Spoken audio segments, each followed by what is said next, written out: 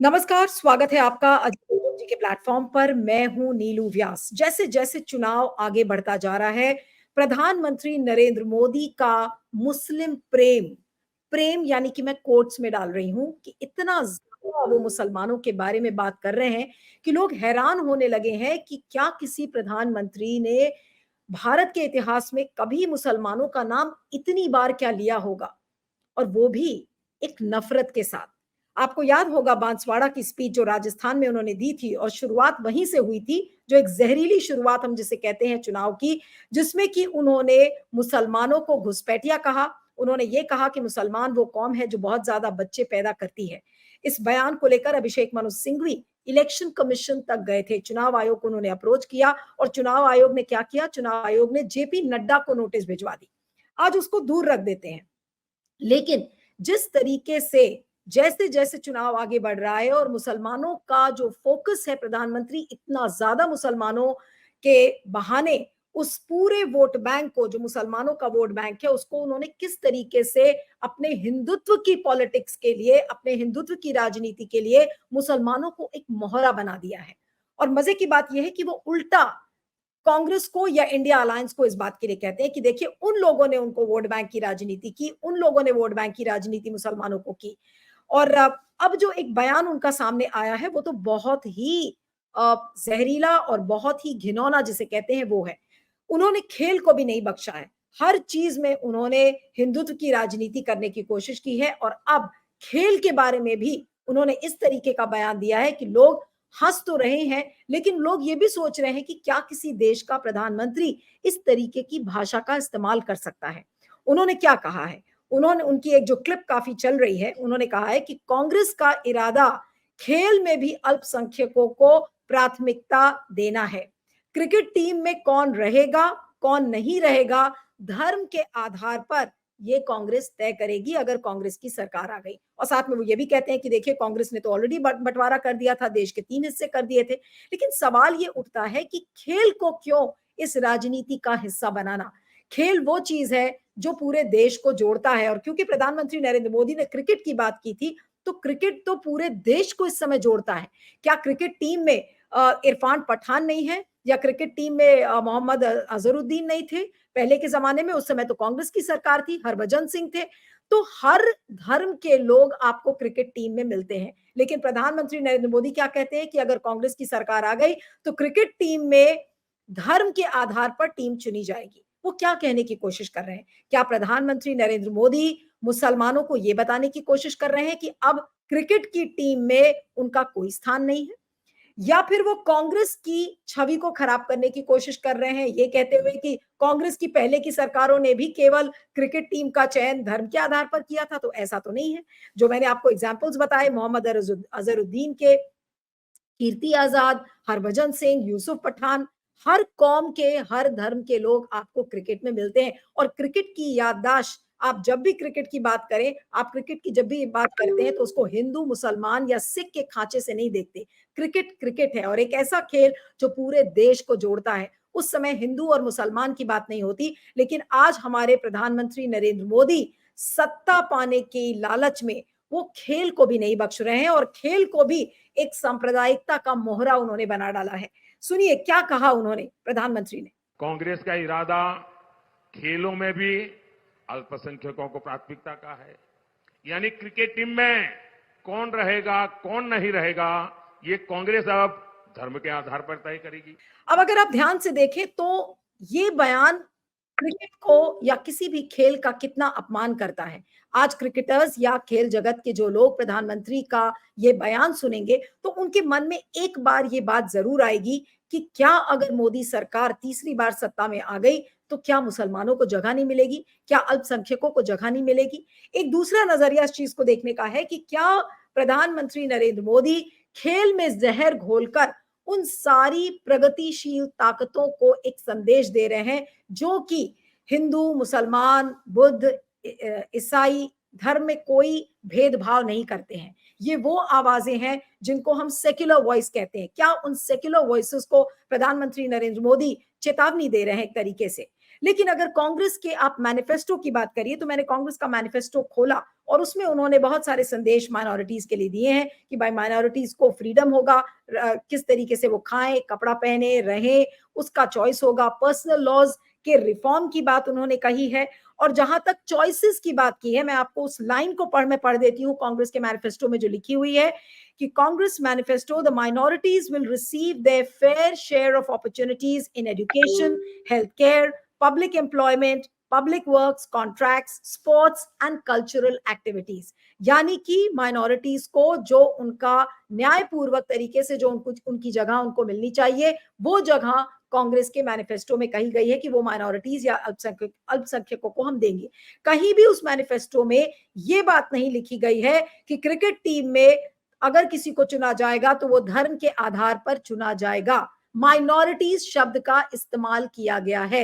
इसी तरीके का बयान जो 2006 में पूर्व प्रधानमंत्री मनमोहन सिंह ने भी दिया था, तो उनके बयान को भी तोड़ मरोड़ कर बीजेपी की ट्रोल आर्मी ने पेश करने की कोशिश की थी। लेकिन आप देखिए, लगातार मुसलमानों को एक मोहरा बना कौन रहा है, मुसलमानों को मोहरा कौन बना रहा है। प्रधानमंत्री नरेंद्र मोदी ने टाइम्स नाउ को एक इंटरव्यू दिया है और उस इंटरव्यू में उन्होंने क्या कहा, उन्होंने कहा कि मैं तो पहली बार मुसलमानों को आत्मचिंतन करने के लिए कह रहा हूं, क्योंकि आप ये देखिए कि आपकी गरीबी, आपकी अज्ञानता को किस तरीके से बीजेपी की सरकार एड्रेस कर रही है। और अगर आपके बच्चों का भविष्य बनेगा तो वो बीजेपी बनाएगी। अब आप ये सोचिए कि कितनी चालाकी से उन्होंने ये इंटरव्यू दिया और मुसलमानों की जो उनका जो जन समुदाय है उसको संबोधित करते हुए कह दिया कि देखिए बीजेपी आपके बच्चों का भविष्य सुरक्षित रखेगी क्योंकि वो भेदभाव नहीं करती। लेकिन मानसिक रूप से प्रताड़ित करने में मुसलमानों को या किसी भी अल्पसंख्यकों को बीजेपी पीछे नहीं हटती। आप कितने एग्जाम्पल्स हैं, आज अगर वो उन एग्जाम्पल्स को हम देने लगेंगे तो कितना कितना लंबा ये वीडियो हो जाएगा। लेकिन एक नहीं, मॉब लिंचिंग, पेलू खान, कितने सारे ऐसे एग्जाम्पल्स हैं जो आपके सामने नजर आएगा, जिसमें कि आपको दिखाया जाता है कि बीजेपी लगातार मुसलमानों को ये बताने की कोशिश करती है कि वो द्वैम दर्जे के नागरिक हैं। और अब प्रधानमंत्री नरेंद्र मोदी का ये कहना कि देखिए आपके बच्चों का भविष्य हमारे साथ उज्जवल है, तो फिर क्या है, क्या वो ये मानकर बैठे हैं कि मुसलमानों की जो जनसंख्या है वो बीजेपी को वोट नहीं करेगी।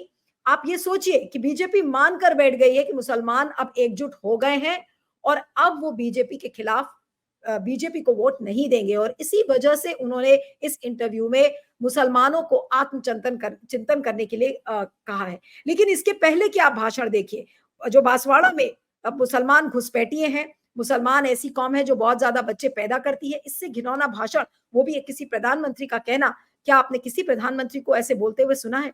फिर उन्होंने ये कहा था, अब अगर आरक्षण की बात बार बार आती है कि अपने वो हर रैली में ये कहते हैं कि अगर इंडिया अलायंस की सरकार आ गई तो एससी एसटीज और ओबीसी के का जो आरक्षण है वो छीन कर मुसलमानों को दे दिया जाएगा। तो मैं आज आपको 2022 का एक इंटरव्यू प्रधानमंत्री नरेंद्र मोदी ने एएनआई को दिया था और उस एएनआई के इंटरव्यू में उन्होंने जिक्र किया था कि उनके गुजरात में, हमारे गुजरात में, ये शब्द उन्होंने 3 बार उस इंटरव्यू में इस्तेमाल किया था और ये कहा था कि हमारे गुजरात में मुसलमानों को ओबीसी की कैटेगरी में बेनिफिट मिलेगा और वो आराम से उन बेनिफिट्स को उठाएंगे।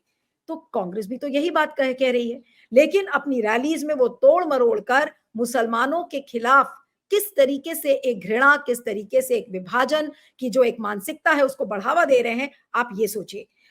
एक बयान उनका अभी चुनाव प्रचार के दौरान क्या आया था कि जब तक मोदी जिंदा है मैं दलित, आदिवासी और ओबीसी का आरक्षण मुसलमानों को धर्म के आधार पर नहीं करने दूंगा। और ये बयान उनका काफी वायरल हो रहा है। फिर साथ में उन्होंने लालू यादव को भी आड़े हाथों लिया और किस तरह से कहा कि लालू जी यादव जमानत पर आए हैं, जेल में कैदी हैं और कांग्रेस वाले गिर गए हैं, उनको माथे पर बैठाकर नाच रहे हैं और मुसलमानों को आरक्षण मिलना चाहिए, उस बात को वो चीख चीख कर कह रहे हैं। तो इस तरीके की वो बातें बार बार लगातार अपने रैलीज में कह रहे हैं कि देखिए जो भी चीज आपके पास 2 भैंस होगी तो एक भैंस को मुसलमानों को छीन कर आपसे दे दिया जाएगा, आपका मंगलसूत्र छीन कर आपसे मुसलमानों को दे दिया जाएगा। तो मैं मोदी जी से ये सवाल करना चाहती हूँ कि मुसलमान महिलाएं क्या मंगलसूत्र पहनती हैं? किस किस जनसंख्या को वो संबोधित करके ये बात कह रहे हैं कि आपका मुसलमान छीनकर और आपका मंगलसूत्र छीनकर मुसलमानों को दे दिया जाएगा। तो ये सारे सवाल यहाँ पर खड़े। अभी 6 दिन पहले ही उन्होंने क्या कहा था?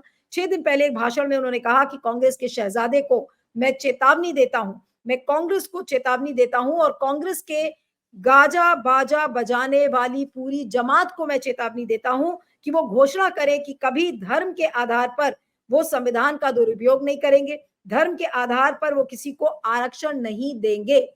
तो बार बार वो एक तरीके से मुसलमानों के प्रति अपनी नफरत को लगातार जाहिर करते हुए चले आ रहे हैं। तो सवाल यही उठता है कि मुसलमान शब्द से मोदी जी को इस बार इस चुनाव में खासकर, वैसे तो वो हर चुनाव में हिंदू मुसलमान करने की कोशिश करते हैं, लेकिन इस चुनाव में जो उनकी तीव्रता है मुसलमानों के प्रति वो इतनी ज्यादा बढ़ गई है और उसका कारण यही है कि उनको ये पता है कि मोदी की गारंटी नहीं चल रही है, मोदी जी के विकास का जो मॉडल है वो नहीं चल रहा है, मोदी जी महंगाई नहीं कम कर पाए, इसके बाद इस सवाल को लेकर उनके पास कोई जवाब नहीं है, मोदी जी नौकरी नहीं दे पाए, उन्होंने बहुत सारे वायदे किए थे, इस बात का उनके पास कोई जवाब नहीं है, मोदी जी किसानों की आय दुगनी कर देंगे 2022 तक, वो नहीं कर पाए, इस बात का उनके पास जवाब नहीं है। तो उनका जो ट्राइड एंड टेस्टेड फॉर्मूला है, जो हमेशा बीजेपी का, कि अगर सारे कार्ड फेल हो जाएं तो एक कार्ड आपका चलेगा, और वो है मुसलमानों के प्रति नफरत भड़काना, ताकि ध्रुवीकरण इस तरीके से हो जाए कि फिर हिंदू का जो वोट है वो हमारे तरफ कंसोलिडेट हो जाए। अब इस समय क्या हो रहा है? इस समय संविधान एक बड़ा इशू बन गया है, लोकतंत्र को बचाने का एक बड़ा इशू बन गया है। तो इस बीच में ध्रुवीकरण बहुत ज्यादा जमीन पर ऐसा लगता है कि नहीं हो पा रहा है। तो ऐसे में मोदी जी का डर यही है कि जब तक हम ध्रुवीकरण किसी न किसी चीज को लेकर नहीं करेंगे तो फिर बात नहीं बनेगी। और इसीलिए मुसलमान मुसलमानों की बात वो शुरू से करते आए हैं और अब उन्होंने हद इस तरह से कर दी है कि मुसलमानों की बात उन्होंने खेल में और खासकर क्रिकेट में करनी शुरू कर दी है, ये कहते हुए कि देखिए कांग्रेस का इरादा है कि खेल में भी अल्पसंख्यकों को प्राथमिकता देगी और क्रिकेट टीम में कौन मेंबर बनेगा, कौन टीम का में मेंबर चुना जाएगा, उसका चुनाव का आधार धर्म होगा। तो आपको मैंने ऑलरेडी बता दिया कि कांग्रेस के मैनिफेस्टो में कहीं भी इस बात को लेकर नहीं कहा गया है और उनकी लाइन में यही है कि minorities will receive a fair share of opportunities in education, health care, public employment, sports and cultural activities. यानी कि जो ड्यू है उनको उनका हर फील्ड में उनको मिलेगा, चाहे वो स्पोर्ट्स हो, चाहे कल्चरल क्षेत्र हो। ये बात कांग्रेस ने अपने मैनिफेस्टो में कही है, लेकिन उसको किस तरीके से तोड़ मरोड़ कर मोदी जी पेश करते हैं और लगातार मुसलमानों के प्रति घृणा और दुर्भावना क्रिएट करने की कोशिश करते हैं ताकि वोट्स को कंसोलिडेट किया जाए और ध्रुवीकरण जमीन में हो तो हिंदूज भी जो छिटक गए हैं, जो मोदी जी को डर लग रहा है कि वो हिंदू वोट जो छिटक गया है वो अब मोदी जी के पास यानी कि बीजेपी को वोट करेगा। तो पूरी कोशिश कर रहे हैं, लेकिन एक चीज जो मैं चलते चलते कहना चाह रही हूं कि खेल को तो राजनीति से दूर रखा जाए, ये किसी भी सरकार ने नहीं किया है, लेकिन मोदी जी का जो ये बयान है ये क्रिकेटर्स का अपमान है, क्रिकेट का अपमान है, पूरे खेल जगत का अपमान है कि किस तरीके से एक धर्म को, एक खास विशेष समुदाय को एक मोहरा बनाकर और खेल में जहर उगलने की बात बार बार कही जा रही है। तो आज खेल को भी नहीं बख्शा है मोदी जी ने। तो इससे मोदी जी की जो बौखलाहट है, बीजेपी की बौखलाहट है, वो एक तरीके से पूरी तरह से सामने आती है। इस पर आपके फीडबैक का मुझे इंतजार रहेगा। बने रहिएगा मेरे साथ अजीत अंजुम जी के प्लेटफॉर्म पर। Thank you.